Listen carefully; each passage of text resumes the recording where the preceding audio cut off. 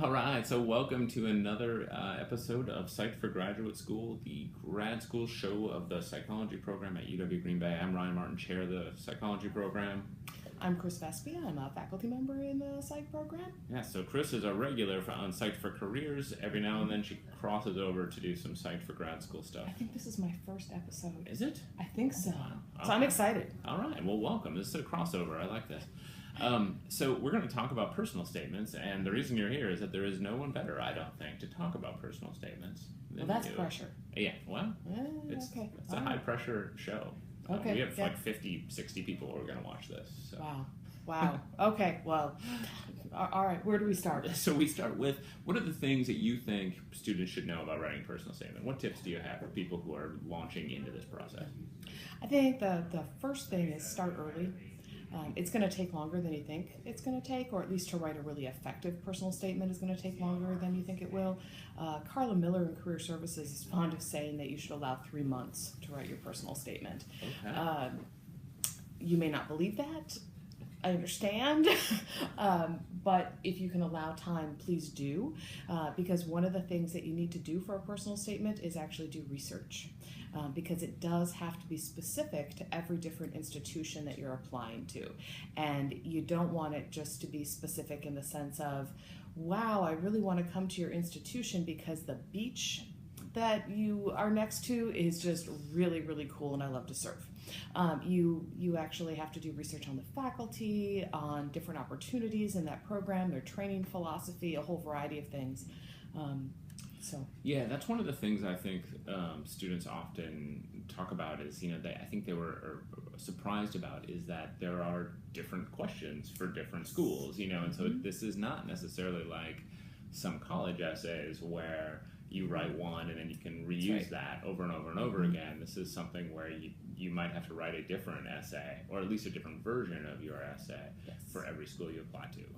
Absolutely. And, even if the questions are similar, you should write a different version. So even if what it is, and honestly with personal statements, it can vary. It can be write 500 words about your future plans. Or it can be answer these 10 essay questions that are very specific essay questions. But even if you have 2 schools that say, tell us in 500 words or less your future goals, you should have specific information about the school and about how that school and program fit into those goals for both of those essays. The biggest tip, honestly, that I can give you, and that is given in a lot of personal statement books, is answer the question. Okay, so they are going to have some sort of prompt that they give you, whether that is, tell us about your future plans in 500 words or less, or whether it is answer these 8 essay questions, or, how did you decide on this career path, and how does our graduate program fit into your future goals? Whatever it is, answer the question. Follow the directions and answer the question. And you're going to be tempted to ask us, what do they mean by this? Don't. Because we don't know, right? I mean, it's scary, but you're going to have to, if there is something that is unclear, you're going to have to contact the program, because they're the ones who wrote it and they're the ones who are going to be evaluating it. Yeah, and that's important, because I think I suspect you always run into whoever's reviewing it is going to have particular pet peeves that they don't like, things that students do, and it's hard to predict those. But I can predict this, and that is that a pet peeve of many reviewers is going to be students who don't answer the question. They'll be able to tell if what you did was a find and replace on the name of the university and change it, and that's it. They'll be able to tell that, and so really important that you do answer the question, that you make that something that is personalized to them. So now here's a question that I hear from lots of students that I want to run past you. It's called a personal statement. How personal should it be? Yeah, that is always a challenge for students. Yes, it is called a personal statement. Honestly, it shouldn't be terribly personal. That's not what they mean by personal. it's not to say you don't want it to be devoid of who you are as a human being. Right. Okay. And it's a fine line, because particularly if they're asking you, so how did you arrive at your career goals? How did you end up on this path? For most of us, that starts from a personal interest place. Right. And that's fine. I don't think you want it to end there. Right. So if it starts at a personal place, then it's about talking about how that became a professional interest, and how it is now informed by the research you've done and the classes you've taken and all of those kinds of things. The best thing you can do, honestly, is get feedback on that, because it's hard for us to tell you where the line is. I've had students reveal incredibly personal things in a personal statement, but have done so in a way that is very relevant and professional, and it's absolutely fine. And then I've had folks who have written things that many people wouldn't consider all that personal, but because of how connected or not connected it was to what they were supposed to write about, or how it was disclosed, might actually have been problematic for them. So it's an easier thing for us to recognize when we see it and say, ooh, wait a minute, I think it crosses the line, or I think, like, I don't get a sense of you as a person in this. Sometimes it's actually about ramping that up a little bit. And the other thing that I would then say is, when you do that and when you have people read your personal statement, make sure you give them the question along with your personal statement. So I can give you far better feedback on your personal statement if I know that what you're supposed to be writing is this many words on these questions, than if I'm just reading the essay itself. Yep. Well, and that was going to be one really important tip I wanted to give people, and that is the have it read. And have it read by lots of people, and have it read for different reasons. One is, am I answering the question, but also typos and grammatical errors and other sorts of issues. I think those are the things that you really, really want to see happen, that those things are missing from your essay.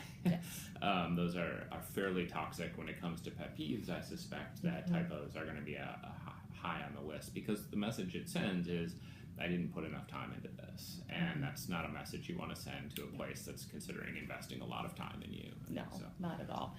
And you are going to find reviewers with different strengths and different philosophies as well. So I will point out to students if there are a number of grammatical errors, for example, in their personal statement. I will not correct them.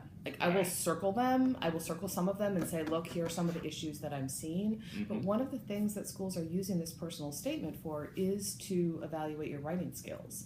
And I think it's important that you be able to work to correct those. So please don't ask a faculty member to proofread your essay.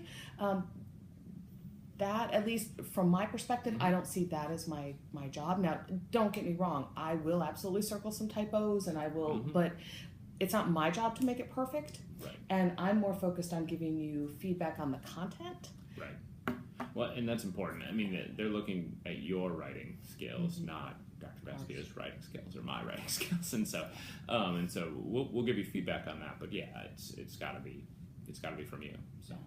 Now, I will say the Writing Center is a great place to take it for those sorts of reasons. And you want as many eyes as you can get on this, because you do want it to be as perfect as possible.